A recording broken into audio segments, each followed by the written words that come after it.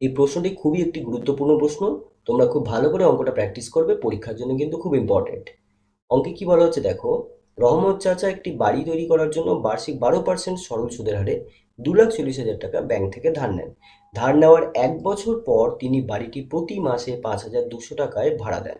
ধার নেওয়ার কত বছর পর তিনি বাড়ি ভাড়ার আয় থেকে ব্যাংকের টাকা সুদসহ শোধ করবেন তা হিসাব করি। দেখো এখানে কি বলা হচ্ছে, রহমত চাচা কি করবে, একটি বাড়ি তৈরি করবে এবং তার জন্য তিনি 12% হারে ব্যাংক থেকে 2,40,000 টাকা ধার নেন এবং এই টাকাটা দিয়েই তিনি বাড়ি বানান। এবং ধরে নেওয়া যাক এই বাড়িটি বানাতে তার 1 বছর সময় লেগেছে। আমরা এটা কেন ধরছি এরকম, দেখো বলা হয়েছে ধার নেওয়ার 1 বছর পর তিনি ওই বাড়িটি ভাড়াতে দেন, অর্থাৎ সেই বাড়িটি ভাড়া বসান এবং সেখান থেকে তিনি 5,200 টাকা প্রত্যেক মাসে আয় করেন। এবং যেহেতু এটা 1 বছর পর তিনি বাড়িটি ভাড়া দেন, তো 1 বছর কেন, তার কারণ আমরা ধরে নিতেই পারি যে বাড়িটি তৈরি করতে 1 বছর লেগেছে। আজকে যদি টাকা ধার করেন তাহলে সঙ্গে সঙ্গে তো আর বাড়ি ভাড়া বসাতে পারছেন না, কারণ ওই টাকা দিয়ে তাকে বাড়ি বানাতে হবে এবং ওই বাড়িটি বানাতেই 1 বছর সময় লেগেছে। এবং 1 বছর পর তৈরি হওয়ার পর তিনি ওখানে ভাড়া দেন এবং সেখান থেকে প্রত্যেক মাসে 5,200 টাকা আয় হয়। এই টাকাটা জমিয়েই তিনি কিন্তু ব্যাংকের সমস্ত ধার সুদসহ শোধ করেন। অর্থাৎ যখন রমত চাচাকে ব্যাংকের ঋণ শোধ করতে হবে তখন রমত চাচাকে কি করতে হবে, কি দিতে হবে, 2,40,000 টাকাটা, অর্থাৎ যে টাকাটা তিনি ধার নিয়েছিলেন সে টাকাটা তো দিতে হবেই। সাথে সাথে এই 2,40,000 টাকার উপর 12% হারে যে সুদ হবে সেই সুদটাও কিন্তু তাকে দিতে হবে। অর্থাৎ এক কথায় বললে তাকে সুদ আসলের পরিমাণ টাকা দিতে হবে। এবার এই সুদ আসলটা কত টাকা, সেই সুদ আসলটা হচ্ছে 2,40,000 টাকা এবং 2,40,000 টাকার উপর 12% হারে একটি নির্দিষ্ট সময়ের সুদ। এবার আমরা অঙ্কটা একটু ছবির মাধ্যমে বুঝে নিই। ধরে নেওয়া যাক এটি হচ্ছে ব্যাংক আর এটি হচ্ছে বাড়ি।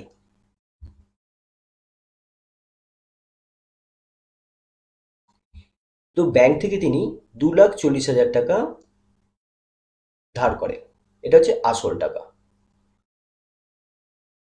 এই টাকাটা যেদিন ধার করে তার ঠিক X বছর পর ধরে নেওয়া যাক তিনি সমস্ত ধার শোধ করে দেন। এর অর্থ X বছরের 12% হারে যে সুদ হবে সেই সুদের পরিমাণ এবং এই যে 2,40,000 টাকা ধার নিয়েছিলেন এই টাকাটা মিলিয়ে যে সুদ আসল হচ্ছে, সুদ আসলকে আমরা বলি ইংরেজিতে অ্যামাউন্ট, আমরা চিহ্নিত করি এ দিয়ে। তাহলে এই যে সুদ আসল হচ্ছে এই টাকাটাই কিন্তু রমত চাচাকে ব্যাংকের ঋণ শোধ করার সময় দিতে হবে। এবং এই টাকাটা আসছে কোথা থেকে, বাড়ি ভাড়া থেকে। এবং বাড়ি ভাড়া বাবদ রহমত চাচা প্রত্যেক মাসে 5,200 টাকা আয় করে। এবং তাহলে বছরে কত টাকা আয় করবে, 5,200 ইন্টু 12, কারণ 1 বছর 12 মাসে হয়। তাহলে 1 বছরে এত টাকা বাড়ি ভাড়া থেকে আয় হচ্ছে এবং এই টাকাটা জমিয়েই এই টাকাটা তিনি শোধ করবেন। কিন্তু দেখো বাড়ি ভাড়া তিনি কত বছরের জন্য পাবেন, এটা একটা প্রশ্ন। আজকে যদি ব্যাংক থেকে টাকা ধার নেন, আমি ধরে নিচ্ছি টাকা ধার নেওয়ার X বছর পর ব্যাংকের ঋণ শোধ হবে, তাহলে X বছরের জন্য ব্যাংকে সুদ দিতে হবে। কিন্তু তিনি বাড়ি ভাড়া কত বছরের জন্য পাবেন, বাড়ি ভাড়া তিনি পাবেন X-1 বছরের জন্য। বাড়ি ভাড়া পাবেন তিনি X-1 বছরের জন্য। তার কারণ হচ্ছে ব্যাংক থেকে যেদিন টাকা ধার নেন ঠিক তার 1 বছর পর বাড়ি ভাড়া বসান। সুতরাং ব্যাংক থেকে টাকা ধার নেওয়ার X বছর পর যদি সমস্ত ধার শোধ হয় তাহলে এই ধারটা শোধ করতে গেলে যে টাকাটা তিনি আয় করছেন সেই টাকাটা X-1 বছরের আয় হবে। এই X-1 বছর কেন, কারণ বাড়ি ভাড়া তিনি 1 বছর পরে বসান। এবং তাহলে X-1 বছরে কত টাকা আয় হবে, X-1 বছরে বাড়ি ভাড়া থেকে আয় হবে 5,200 ইন্টু 12, এটা 1 বছরের আয়, ইন্টু X-1। তাহলে X-1 এটা এত বছরের, অর্থাৎ X-1 বছরের এটা হচ্ছে আয়। এবং এই আয়টাই হচ্ছে এখানকার সুদ আসলের সমান। তাহলে আমরা বলবো আয় প্লাস 2,40,000 টাকা equals to 5200 into 12 into X-1। এবং এটাকে সমাধান করলেই আমরা কিন্তু X এর মান পেয়ে যাব। তাহলে তার আগে আমাদের বার করতে হবে এই সুদটা। এই যে সুদ হচ্ছে 2,40,000 টাকার উপর এক্স বছরের 12% হারে যে সুদ হচ্ছে, সেই সুদের পরিমাণটা আমাদের বার করতে হবে, এখানে বসিয়ে দিতে হবে। বসিয়ে দিয়ে এখানে সমাধান করলেই কিন্তু আমরা এক্স এর মান পেয়ে যাব। তাহলে দেখা যাক, এবার এটাকে সমাধান করি। তাহলে সর্বপ্রথম আমরা ধরে নেব যে ব্যাংক থেকে টাকা ধার নেওয়ার এক্স বছর পর ব্যাংকের সমস্ত ধার শোধ হবে। ধরি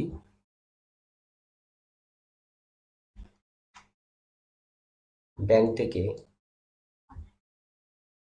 টাকা ধার নেওয়ার এক্স বছর পর ব্যাংকের সমস্ত ধার সুদসহ শোধ হবে। অতএব রহমত চাচা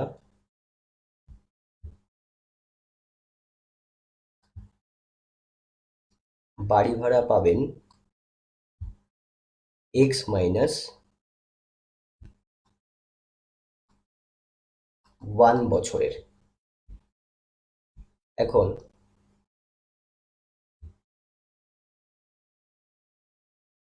ব্যাংকের ক্ষেত্রে 12% হারে 2,40,000 টাকার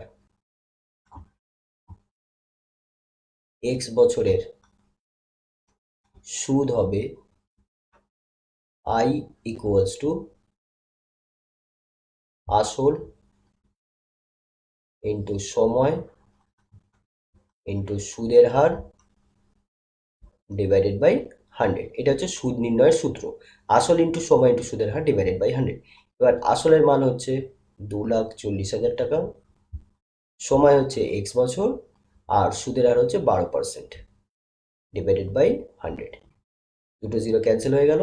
তাহলে এখানে 12 আর 24 আমরা গুণ করব।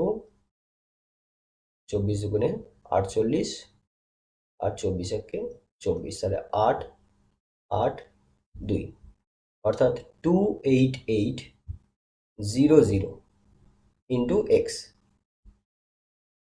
এত টাকা। তাহলে 12% হারে 2,40,000 টাকার এক্স বছরের সুদ হচ্ছে 28800 এক্স টাকা। এবার এটা হচ্ছে সুদের পরিমাণ। এবার সুদের পরিমাণের সাথে যদি আমরা আসলের পরিমাণ যোগ করি তাহলে আমরা পেয়ে যাব সুদ আসল, যে টাকাটা রমন চাচাকে ধার শোধ করার সময় দিতে হবে। অতএব সুদ আসলের পরিমাণ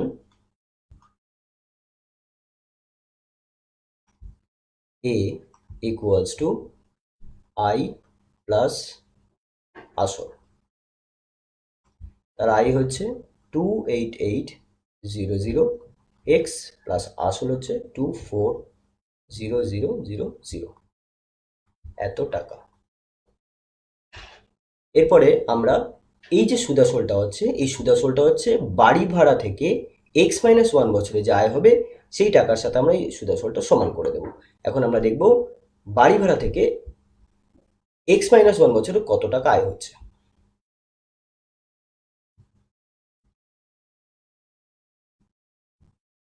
x-1 বছরে বাড়ি ভাড়া বাবদ আয় হয় 5,200 ইন্টু 12, এক মাসে 5,200 টাকা। তাহলে ইন্টু 12 করা মানে এক বছরে কত টাকা আয়।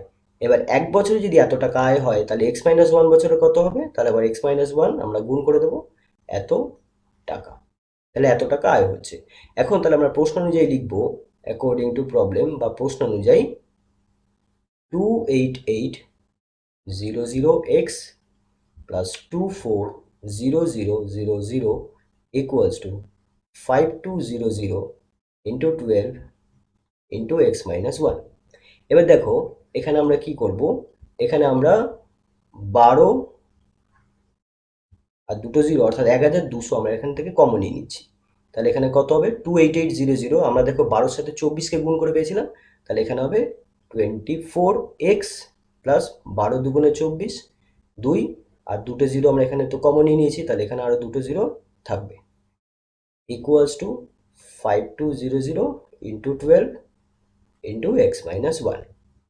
এবার এখানে দুটো জিরো ক্যান্সেল, মানে 12 আর এখানকার 12 ক্যান্সেল, তাহলে যা থাকছে 24x প্লাস 200 ইকুয়ালস টু, এখানে আমরা 52 দিয়ে গুণ করে দেবো, 52x মাইনাস 52। এবার 52xকে আমি বাদিকে নিয়ে আসবো, 24x minus 52x equals to minus 52 minus 200, আর 200টা আমরা ডান দিকে নিয়ে চলে গেলাম। তাহলে এখান থেকে পাচ্ছি আমি মাইনাস করে, এখানে বড় সংখ্যা 52, তার আগে বিয়োগ চিহ্ন আছে, বিয়োগ চিহ্ন দেবো। এবার 52 থেকে 24 আমরা যদি বাদ দিই তাহলে কত হচ্ছে দেখো, 52টা এক্স থেকে 24টা এক্স বাদ দিচ্ছি, তাহলে এখানে হচ্ছে 8 হাতে 1 3 2 অর্থাৎ 28। তাহলে এখানে হলো 28x ইকুয়ালস টু, এখানে হচ্ছে বড় সংখ্যা 200, তাহলে তার আগে মাইনাস আছে মাইনাস দেবো, মাইনাস মাইনাসে প্লাস, তাহলে প্লাস করবো 252, মাইনাস মাইনাস দুদিকে ক্যান্সেল হয়ে গেল, তাহলে x ইকুয়ালস টু হয়ে গেল 252 ডিভাইডেড বাই 28। এবার যদি আমরা কাটাকুটি করি 2 দিয়ে 126, এবার যদি আমরা এবারে 2 দিয়ে কাটি, 7 দুনে 14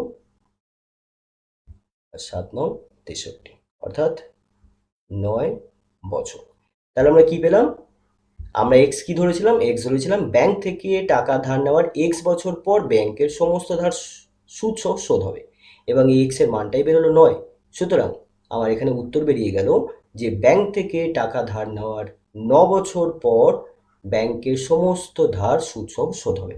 তাহলে এটাই আমাদের উত্তর।